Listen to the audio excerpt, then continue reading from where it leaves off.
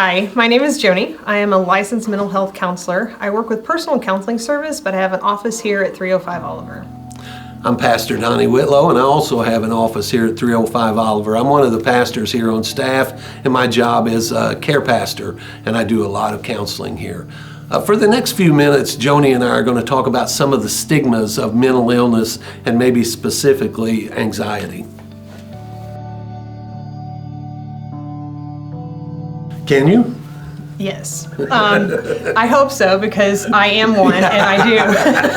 I hope that doesn't discredit me, exactly. Right? Absolutely. That I think for me, what makes it easy to say is that Jesus said, in this world you will have trouble. Mm-hmm. So for me, that's like, okay, then I'm okay. Yeah, he didn't say you might or you could. He said you will. Absolutely. Yeah. Guaranteed, you know? So, the thing that gets me is there's so much attached to mental illness that's not attached to anything else.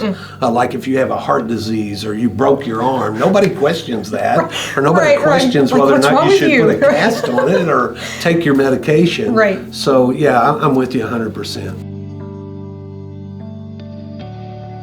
You know, I don't want to put God in a box. Nope. I believe that he can take that away just Absolutely. like he can take everything away. But I also believe most of the time he doesn't.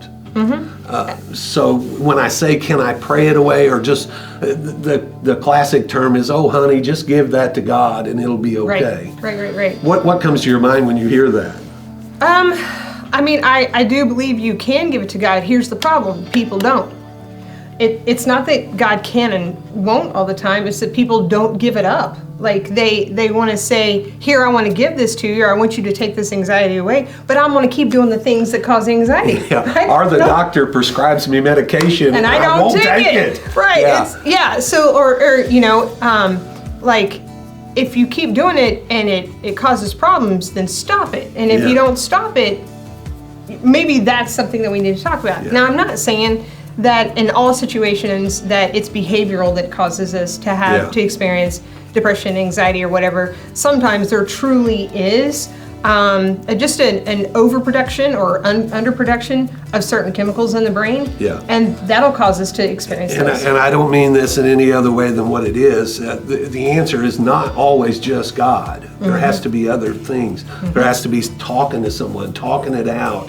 It can be medication, but I believe God is the source of all that. Absolutely. I mean, the Bible even says that we will be comforted, and that we would in turn turn around and comfort others. Yeah. I mean, the Bible's full of 2 Corinthians reaching 1, down, reaching out to help.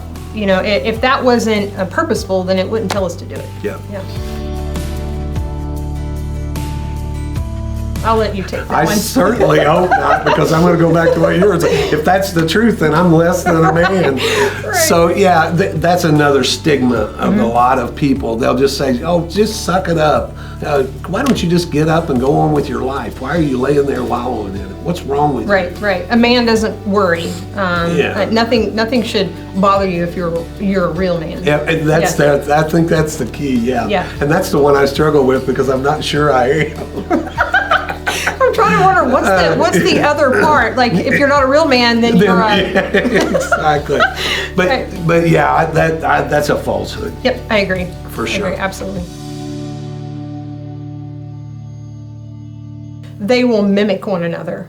A lot of the same symptomology that you're going to see under one list is really going to mirror the other. That's where it comes in handy of talking to somebody.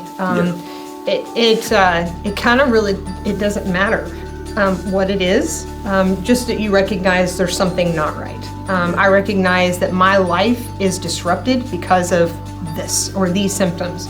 Go talk to somebody. Yeah, if you look it up in Webster's, obviously they are not the same thing. Right. They are two different things. And if you were prescribing medication, you would prescribe probably two different things. But I agree with what you're saying. The key is talk to somebody. Yes. Talk it out. Figure out what is the problem and how do I manage it? How do I deal with it? Right. Who can you talk to? Well, you could talk to maybe Joni and I. We're sitting right here. But yeah, I think once you recognize it, that is the secret, is Yes. talking to, tell somebody, get it started. I don't care who you tell. You can tell your pastor, you can tell your friends, you can tell your counselor at school, but you got to talk to somebody to get started. The Bible talks about that we have an enemy, that he's the father of lies, and that lie, that voice that you're going to hear in your head, is saying you don't want to tell anybody, because if you tell somebody, they're going to think X, Y, and Z about you. Or maybe you might, let's say, you serve in a role, like maybe you serve in church or in a leadership role out in the community.